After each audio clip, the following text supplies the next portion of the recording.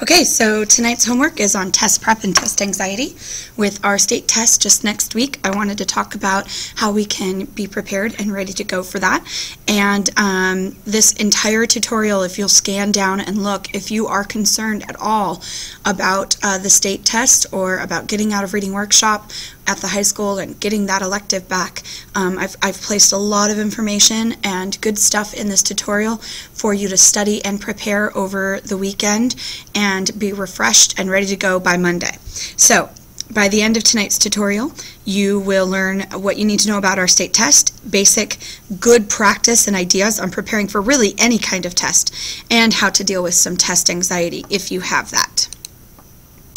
So for our state test, you need a 232 to pass as an 8th grader, and to get out of reading workshop, they're really looking for a 9th grade score, or to prove that you can get a 9th grade score as an 8th grader. So you need a 239 to get out of reading workshop. To exceed, you need a 242.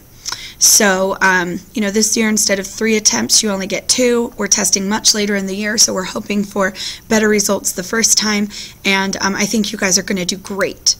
So the best thing that you can do to prepare prior to Oaks is read every night on your own. I know it's right around the corner, so this isn't necessarily helpful now, but maybe before we take the test again, you know, my students that score the best on this state test are just people that are avid readers, that have a high vocabulary and good comprehension skills because they read a lot on their own. And, you know, more than anything I can do or teach you in class, that is one of the best ways to be prepared. So pick a novel, occasionally read the paper or online news articles. You need to practice fiction, nonfiction, poetry, charts, and graphs. And, you know, we do all of that in class, but anything you can do outside of class on your own is also helpful. Okay. So preparing for a test, or specifically for Oaks, make sure you know all those words on the front and the back of that LA vocab sheet. I've obviously given a lot of tips and tricks throughout the week and given you those Quizlet flashcard sets to help you with this. So hopefully you've been looking at these all week and really getting prepared. You need to make sure you do all of our homework in class. I mean, our most recent test has been working on inference and theme and author's purpose, and all of those things are tested on the Oaks. And then any of the really quick Oaks preps test stuff that we do in class, just be paying attention, try your best, and if you don't get an answer right, make sure you ask me or you at least know why. Definitely eat before the test. Having food in your stomach gives you energy and helps you focus, but don't eat really heavy, you know, fattening foods, because that can make you really groggy and sleepy, and you definitely don't want that on a reading test. Don't try to pull an all-nighter before any test. You need to get at least 3 hours of sleep because that helps your brain function. And then also go to the bathroom before walking into an exam room. You don't want to waste any time worrying about what you need to do while you're in there at the test. Okay, so test anxiety is basically when you as a student can really excessively worry about doing well on any test.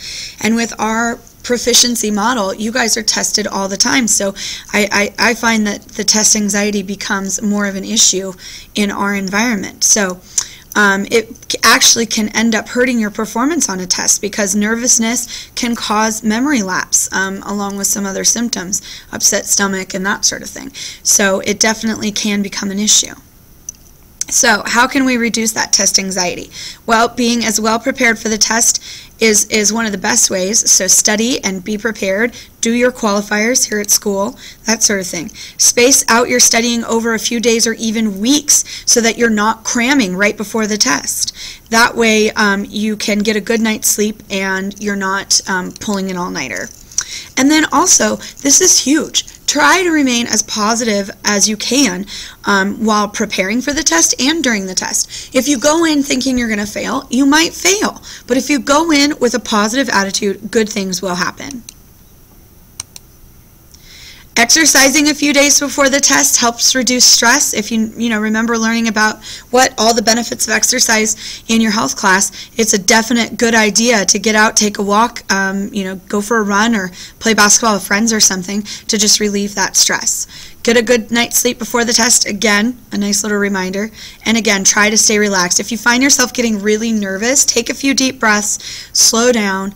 That's one of the biggest things. Please don't rush through any test, especially this reading test coming up. Take your time. Read the directions really slowly during the test. Don't worry about how fast other people are finishing their test. Just concentrate on your own business. Focus on the question at hand and don't let your mind wander to other things and randomly start pressing buttons. If you're really still experiencing really extreme test anxiety, please let me know, or we can talk with the school counselor about getting some tips for you, because I really think that this is something that you need to get a handle on now, because it's just going to get worse as you continue on through the proficiency model at the high school and beyond. So that's it for today. Don't forget to do the digital portion, and if you're concerned about the Oaks, please watch some of the other pieces I've provided for you below. Study those LA flashcards, and you'll be good to go for Monday. All right, I'll see you guys tomorrow.